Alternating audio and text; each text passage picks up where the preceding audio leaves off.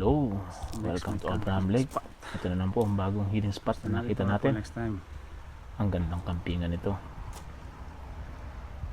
One of the Abraham Lake part, somewhere out here. Hidden paradise kung tawagin ba. Tignan mo naman, para kang linaw ng tubig oh.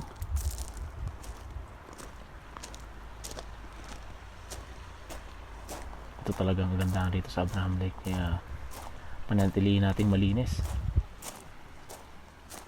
Ano ba? Linaw ng tubig. Imagine nyo, man-made lang ho to. Napakalaking lake. Yan, sa may ilog. Dito ako nagtago. Ito lang pinunta ko dito magtago. Kaya na-discover ko to. Kaya may nagkakamping din ho dito. Dito yung area to ay first come first serve. Kaya tayo nyo, wala ho kayong makitang kalat dyan. Napakalinis.